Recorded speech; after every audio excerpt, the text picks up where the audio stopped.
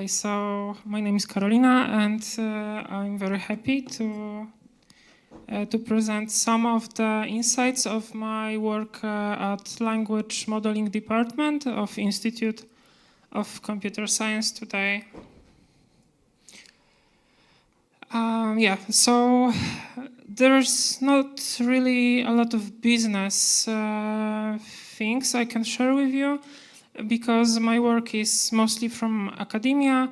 I worked on PLLuM model, which is Polish large universal language model, and Clarin PL, which is a Polish infrastructure for creating NLP, natural language processing tools for mostly Polish language. And I would like today to share some of the insights. So there will be some evaluations, there will be some like code snippets, but also some general concepts on LLMs. And recently there was published a book, The Scaling Era, an oral history of AI. So this is like 5-6 years of research of something that was actually made into a history book. So we are like after some kind of a shift in thinking about AI, about NLP, which is creating some kind of history even. And I would like to connect this like some kind of conceptual shifts, new concepts with some tools that we can use. And one of them is Polish large language universal, like PLLuM. Maybe I will like not extend it further, and DSPy. And today at the conference, I heard a lot about loops, and I'm very interested in loops, and probably everyone in technology is interested in loops. But I would like to like extend it further to this history of AI. And one of the like extensions of agile, of this iterative thinking about developing new technologies, new software that I was learning while doing engineering studies, was the CRISP-DM method of iteratively trying to understand data and build models. And this is like this loop approach that we're like so very familiar here, and that is having its root in 1940s thinking. And this is the only historical slides I have, so don't worry. So Norbert Wiener in 1940s, during his work on warfare, on anti-aircraft artillery, started to think about human operator as an integral part of a feedback control system. So to make the machine the more precise, he started thinking about the machine, about a human as a part of the machine, as like a human within the machine. And firstly, it was not the human in the loop approach, but it was only man in the loop approach, which was then extended to the astronaut in the loop during the NASA race. So firstly, we had the World War II race for the development of the weapons. Secondly, we had the astronaut in the loop approach for the race to the moon, to landing to the moon. And like thirdly, we have the reinforcement learning from human feedback in the AI race towards the AGI. So this is like a brief history that is like important. And now I will now try to think about these loops in terms of alignment of language models. And I have like 3 examples of alignment.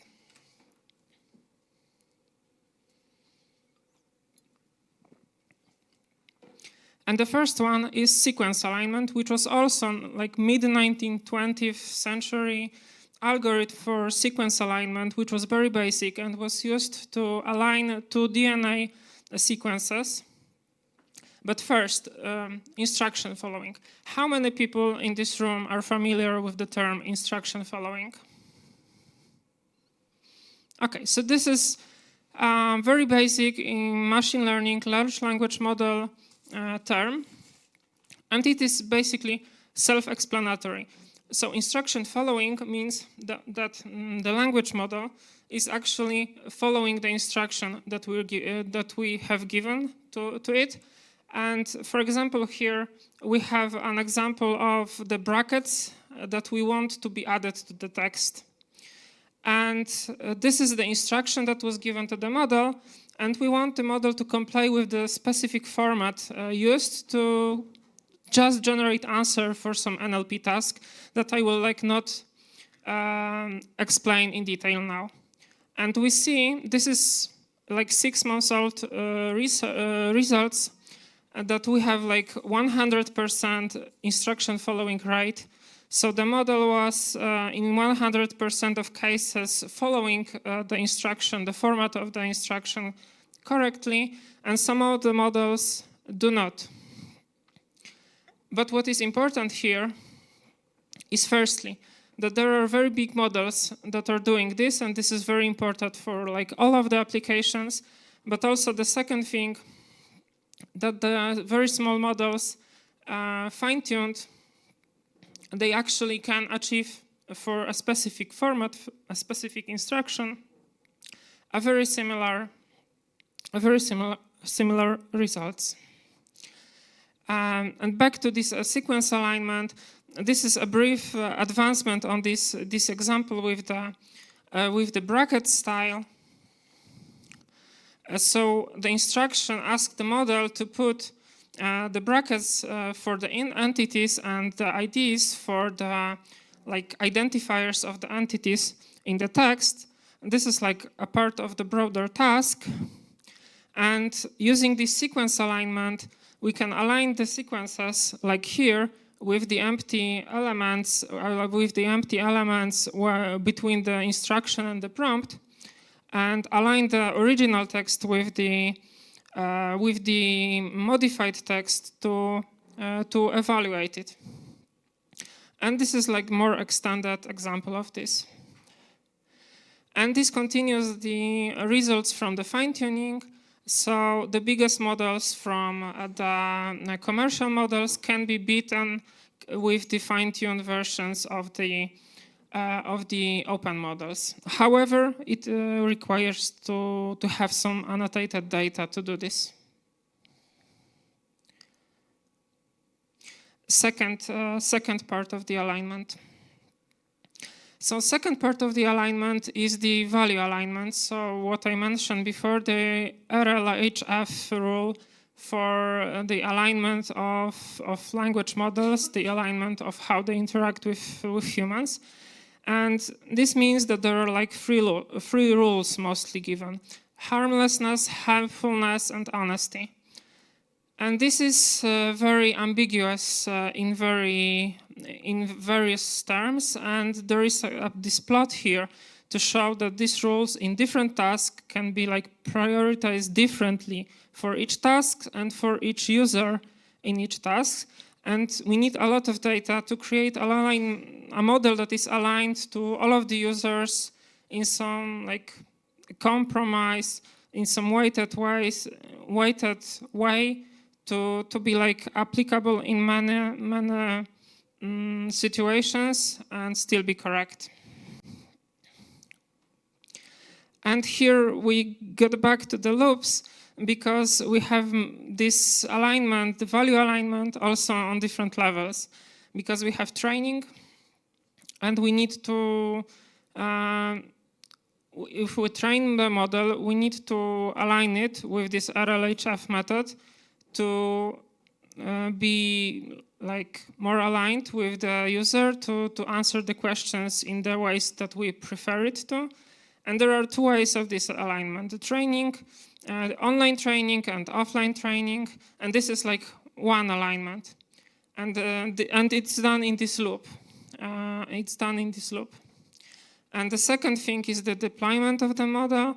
And then we have another loop with human in the loop here, because we still, even if the model is very well aligned, we still need to make sure in some way that the answers of the model are not glitching. There are no problems with them. And for example, we can have a classifier here, or a moderator, a human moderator, to check the answers. And the third thing that is like happening in this process of aligning large language models is the fake alignment. And this is like 3 papers were published in last couple of months about this fake alignment. And this is this weird behavior in larger models during the scaling models that while they get bigger, they start to like misalign or misbehave in the tasks that we're given. So we can have like this instruction following, but then the models try to trick us.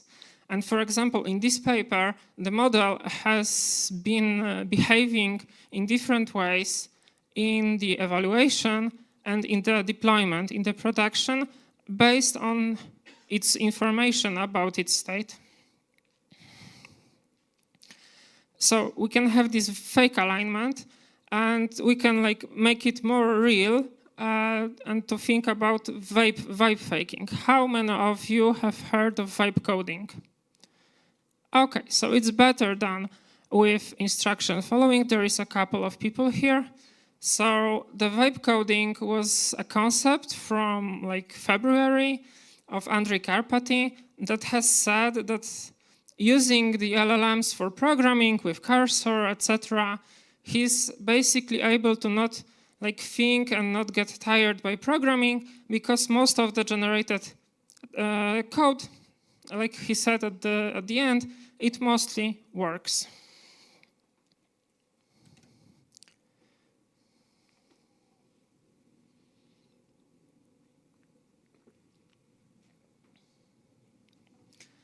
Okay, and after this post of Karpathy, that was like very popular and the term got viral, the Cloud 3.7 was released.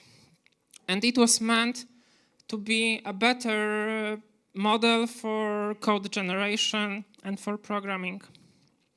However, it was misaligned in the terms of code generation. And a lot of people started like pointing out that there is some kind of fake alignment here, because the model is not, you can have like very good results in benchmarks, but it is not really well behaving in like user interaction, because it still uses like a lot of code that is just garbage, that is difficult to understand, and has a lot of bugs obscurated in a long code. And this is like the end of these 3 alignment ways. And one of the way of working with this is the optimization without training. And now I will show a simple example of how we can like optimize the model to our approach without fine-tuning, because first I talked about fine-tuning, and now I will talk about prompt optimization. So there's like a library for this in Python, DSPy, which is quite extensive library done by Stanford. And what is like important here, that this is using PyTorch style, thinking about generating some logic with language models as an API. So for example, I can have a classifier, and this classifier is only defined by Python code with input and output fields, with text and classes, and the whole like prompts and API LLM calls are created by the library. And further, as I said, in the PyTorch-like manner, we can create forward calls that can combine different calls to the API that are like generated based on the format of the classes into a forward call with some kind of PyTorch logic. And this is interesting because we can generate a very specific Python logic, like programming logic, that is processing different calls to LLMs and combining them. And then we can apply optimizations that are built into this library to create better prompts, to optimize the prompts and get better results. I will miss it. Okay, so now I will show some results of my work that uses this DSPy approach and Polish models, like Polish large language models. How many of you have heard of PLLuM model? Oh, yes. So that's like the interesting part. Now we got to the interesting part.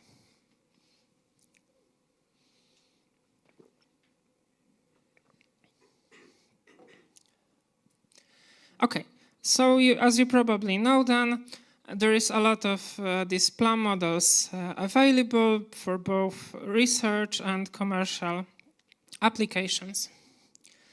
And I will now show some examples of how this PLLuM model behaves and how Bielik model behaves on my internal data that are difficult. This is like vulnerable data that we can't share, but it's not a part of the benchmark that was included in the model development, so this is completely independent. So here is the comparison of classification with DSPy in Bielik, with few-shot and zero-shot, and supervised training with Herbert BERT-like model. And we can see that with this few-shot approach, we get very close to the supervised model. And the second thing is that when the PLLuM was released, the zero-shot results got improved comparing to the Bielik. So the PLLuM model was even better. So at least in this one task, the PLLuM model gets better results. And with this DSPy implementation of optimization methods for the prompts, we can get even better results, and it is very simple to do because we only use the optimizer and not really do anything more. So I talked about open models, I talked about some optimization methods, I talked about some alignment methods for LLMs. And the first thing here is that openness of the models means privacy. So I had some vulnerable private data, and I could use this Bielik and PLLuM model to safely process this data. The second thing is the technodiversity here, if we think about good LLM. Because if we can get like different models in different sizes for different languages, it's, I think, better than if we have like one general big model that is closed over an API. The third thing that is in some way answering these alignment issues is this PyTorch-like flow modularity in DSPy, which is very, very easy to integrate into the logic of the program. And the fourth thing here is this agentic proactivity, which is, I think, something that is important in working with LLMs in terms of this fake alignment, with this fake vibe coding, when we can see that there is something wrong with this model when they try only to mimic the benchmark results for the sake of, for example, the clean code or the understandability of human. And like all of these points refer to this human in the loop method, which is always needed to evaluate this these LLM approaches, applications. Thank you.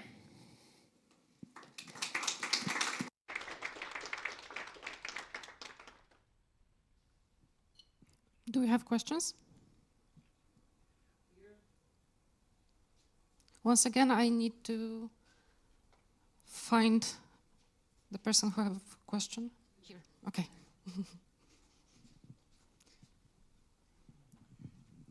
So I have two questions. One is if you could provide a bit more detail on the evaluation techniques that were used, just to have a bit more common knowledge on this.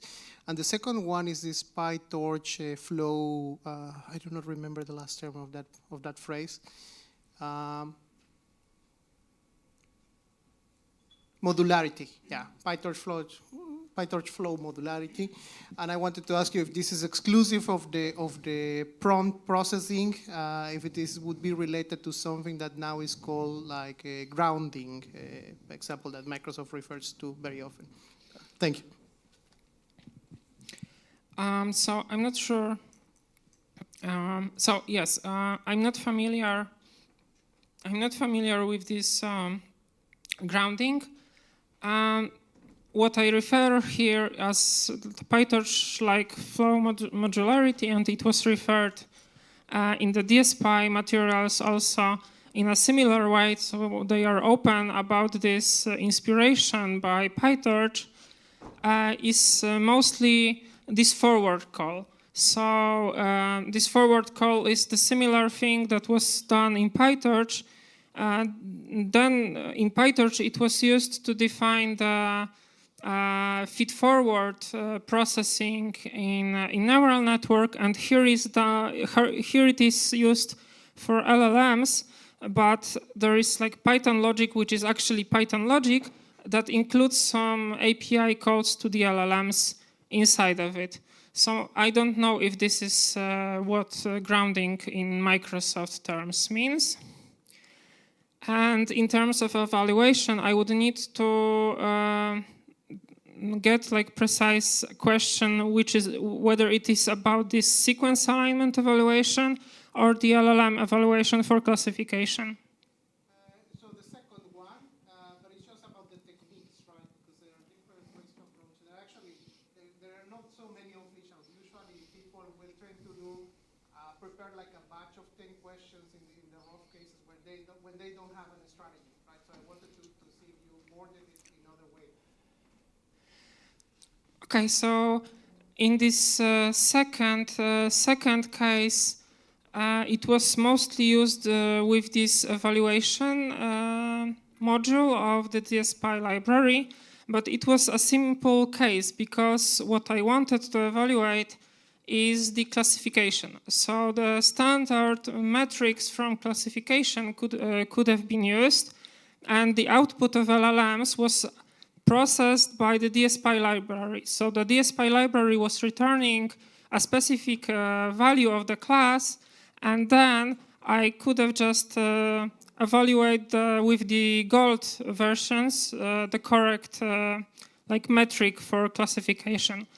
But actually, probably what you're more interested in is the first thing here with the sequence alignment.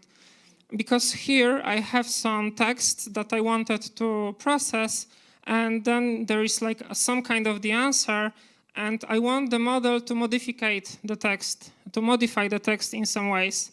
And if we use the sequence alignment, we can like provide this correspondence of the tokens, because for the LLM answer, then there can be, for example, some new introduction at the beginning of the answer, at the end of the answer.